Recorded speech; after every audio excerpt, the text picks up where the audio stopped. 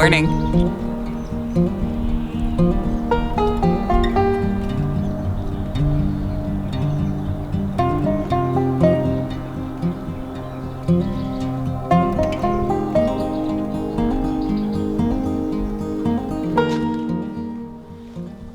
Good morning, friends. Welcome back to Disabled Farm School. I'm Rachel, and this week I'm just going to bring you along with me for a week in the life on the Disabled Farm School farmlet. I call it the farm. It's not a farm. It's a rented apartment with a backyard that I'm very lucky to have the permission to garden in. But I'm going to call it the farm because it makes me happy and also makes me more likely to do my farm chores.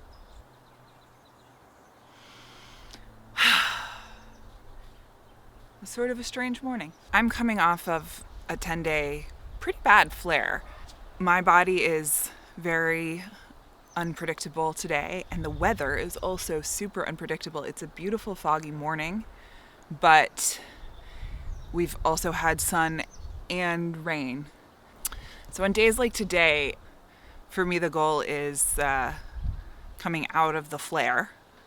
Coming out of my flare, and I've been doing not great, but we're gonna do better because that's how it works. Hopefully, maybe, sometimes. I also don't want to think about my symptoms or being in a flare. Sometimes I don't want to think about being chronically ill. A lot of the time. I have to think about it so much of the time. Coming out of it into the most immediately joyful and satisfying tasks is often really helpful for me. I really want to get my hands back in the soil, get moving again, be outside.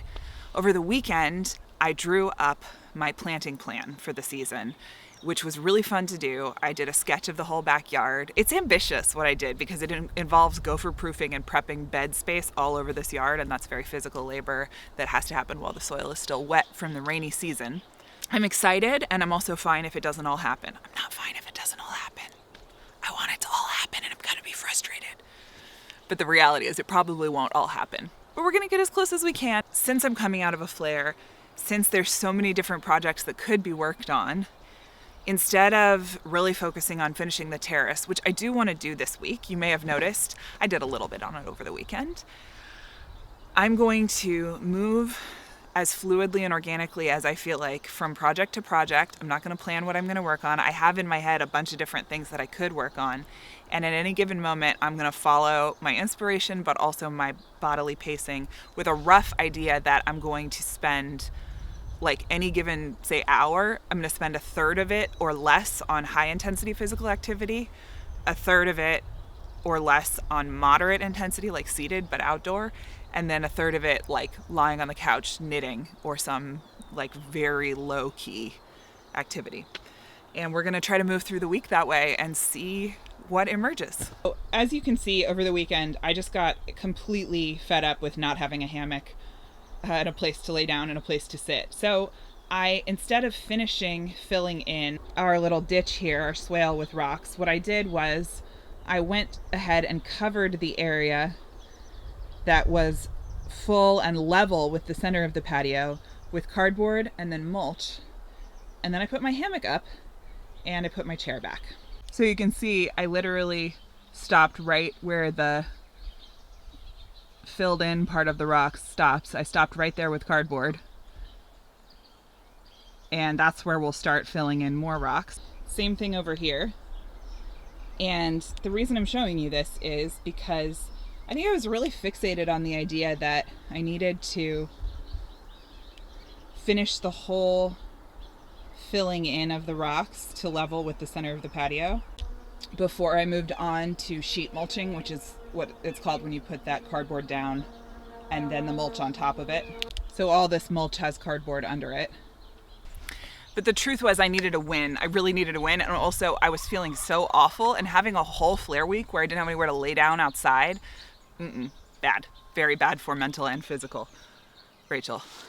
And the dog also. When I can't walk her, this backyard is her time outside, and she's way more likely to spend time out here if I'm out here. And she loves when I'm in the hammock, which is really sweet because then she doesn't get restless about me resting. So I just wanted to say, like, if you need a win, don't do the project in the proper order. So I that really reminded me and like clicked me back into the fact that I'm not really that invested in finishing so much as I am in functionality. And that's why this has been 80% finished for a year and a half. But we can get functionality as we go. And that's part of the mental momentum of the thing, is like getting those wins along the way. And to do that, at least with my pacing, requires thinking in a weird order of operations where you don't finish the first layer of something or the first step of something before you go on to step 2. It's like maybe this little area we do steps 1 through 5 and then we start over 2 feet to the right. Most effective, and what's most fun.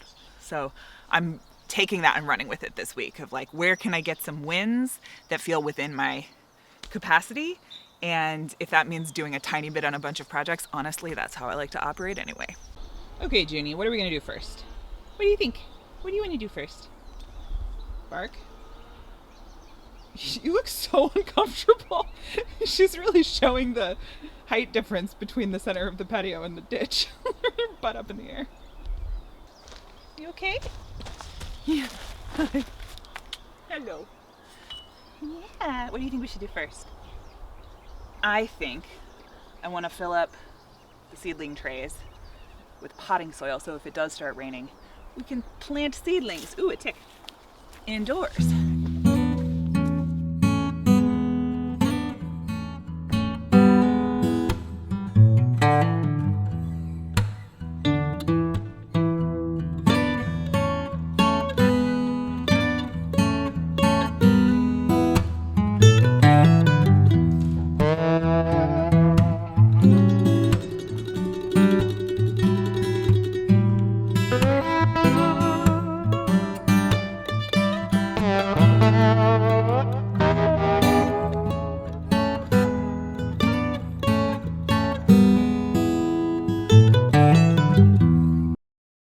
Okay, these are ready to be planted.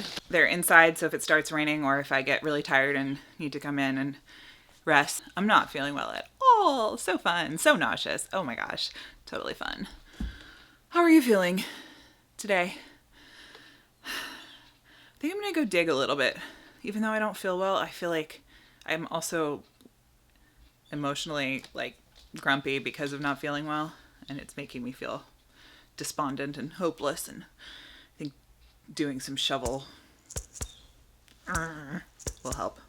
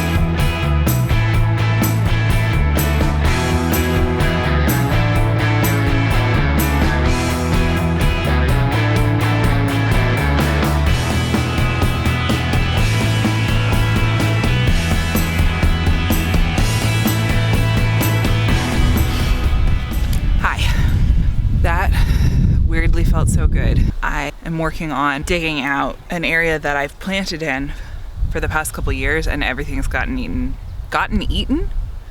eaten by gophers. So I'm going to do like a half planter box, half in-ground gopher-proofed bed situation. And so I'm digging down below the level of the fence and then we'll build it in there with mesh. And I really have a lot of these that I want to do. It's almost impossible to show like proper depth of field with this kind of thing, but on the right over here is where I just dug out, and on the left over here is the tarp with the soil on it. All this stuff that's got the major grass runners and roots in it is going to go into the chicken coop for them to forage from. All along this fence line is where the big garden beds are going to go. Sun is coming out. Look at this sky.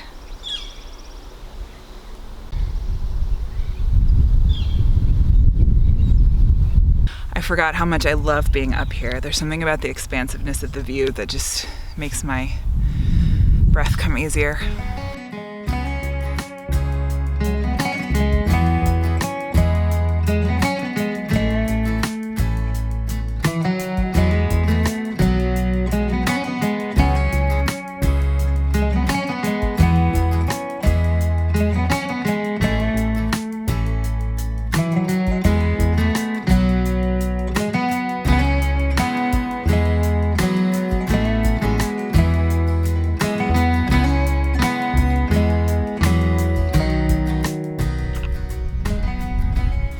Got a nice little rock harvest to take to the swale. I'm gonna feed the chickens and then head down there and work on that a little bit before lunch. And yes, I am taking lots of breaks. I'm just not filming all of them.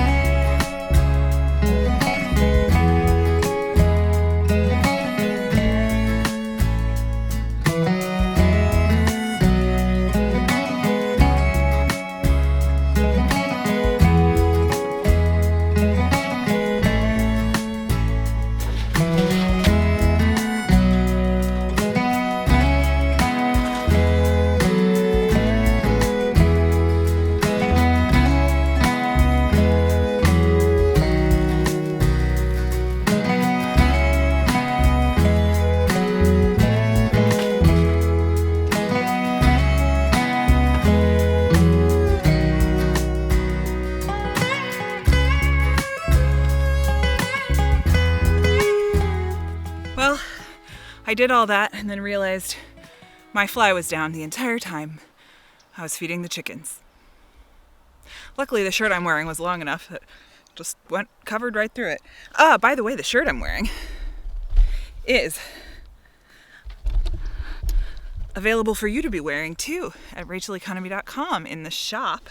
It's really nice quality. I would say it's true to size or even runs a little bit big. I'm going to change the design soon to make the shovel and pen and yarrow logo, which is the logo for my business and all the things I do, smaller, so it's like a little higher, because when I tuck it in, it gets cut off. So if you want it big, the way it is right now, limited time, you can go get it. No pressure, just a fun thing that I have over there. That is a way to support the channel. Got a good little rock harvest here. We're gonna take that to the swale. Chickens have been fed.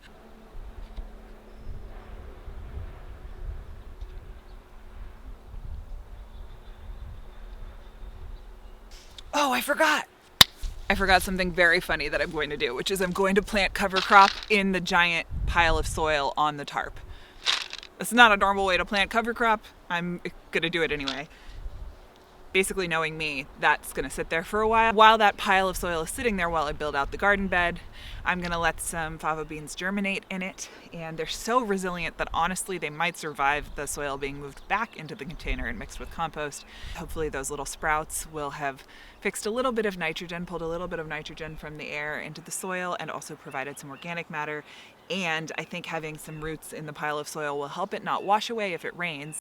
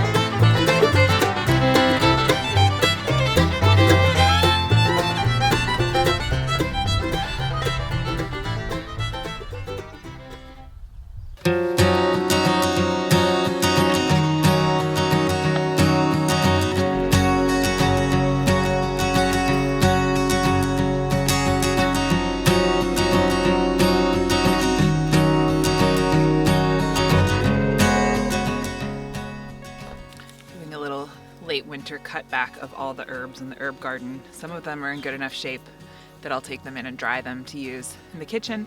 Some of them, like the lemon balm, are a little more yellow, and those will go in the worm bin to help it smell good since it is next to the back door.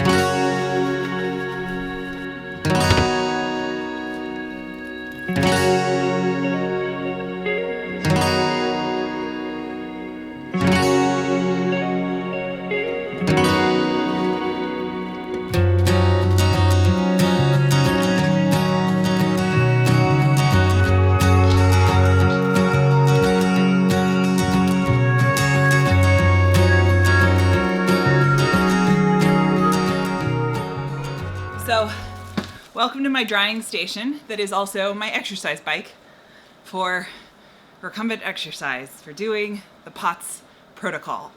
This is directly under my heater, which you can probably hear. Yay, multiple use, accessible equipment.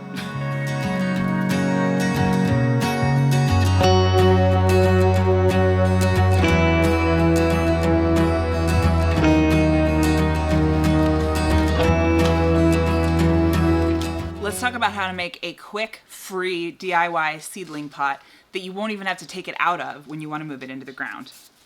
Toilet paper tube. Scissors. I'm going to make 4 cuts in the bottom of the tube, about equidistant. Fold them over.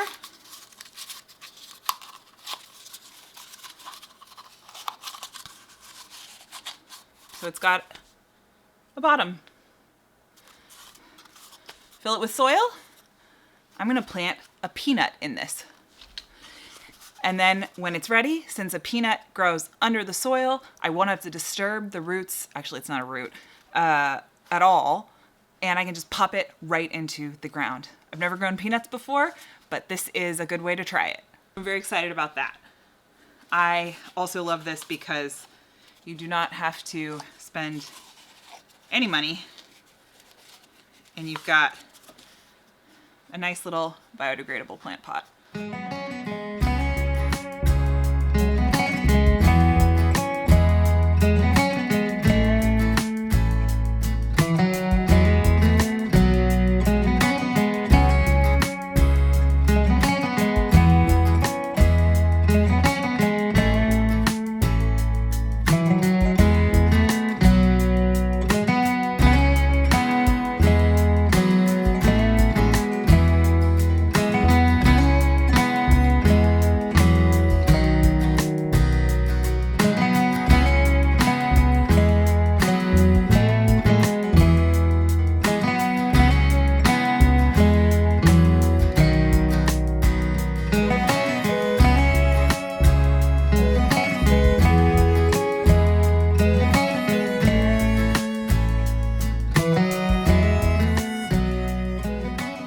I got 3 flats of seedlings planted.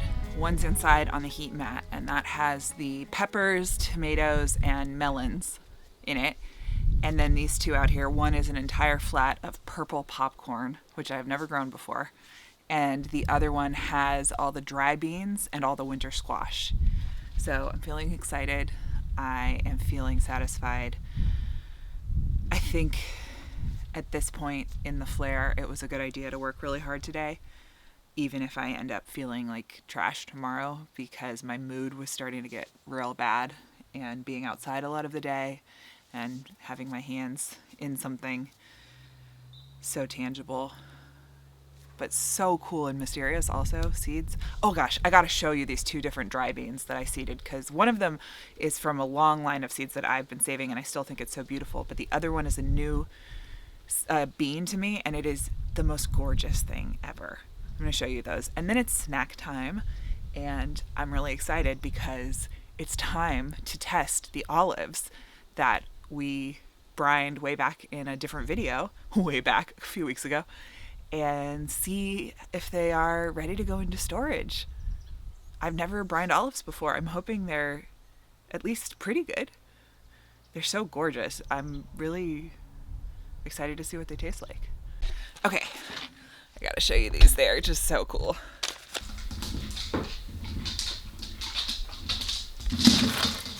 Look at these. Oh, they're so cool. Here are the olives. Whoa, yeah. Let's taste them. It's been a month. I don't want to spill olive oil everywhere. Let's see. The recipe I used has, like the way you do with pesto, a layer of olive oil on the top, and then the brine is under that, and the olives are in the brine. Can you see them? There they are. Whee! All right. Gorgeous little friends. I'm gonna try one.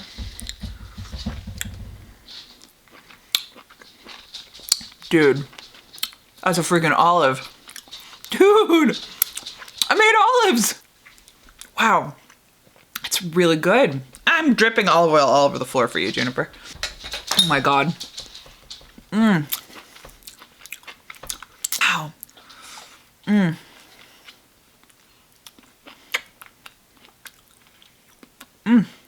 I'm so proud of that. The pit to fruit content on this particular set of olives, the ratio is a little, it's not a lot of food per bite, but I'm so proud of those.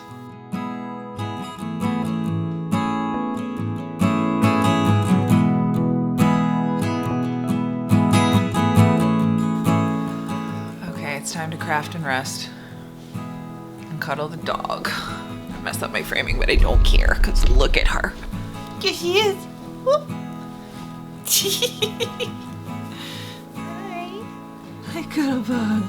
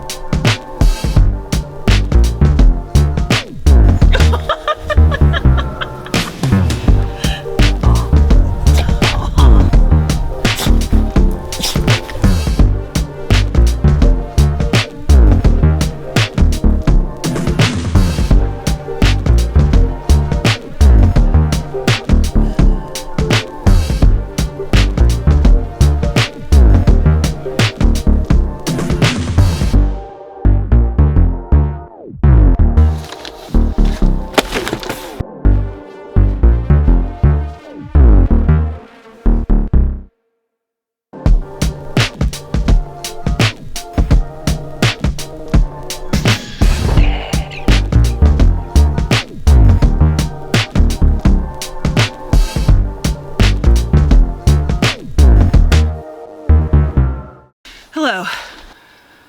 I did it. I asked friends to help me move rocks, and my very, very wonderful landmates helped me this afternoon.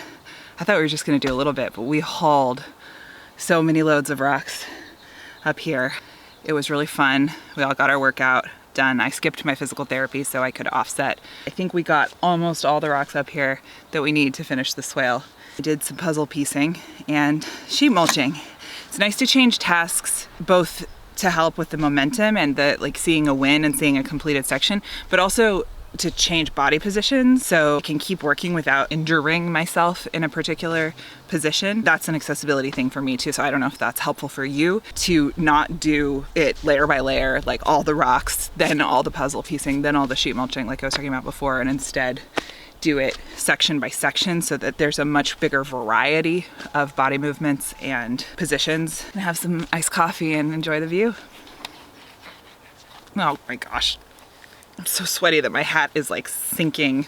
I finally found a sun hat big enough for my giant head, which is very satisfying. And it's just slowly sliding as far down as it can possibly go on the sweat. There we go.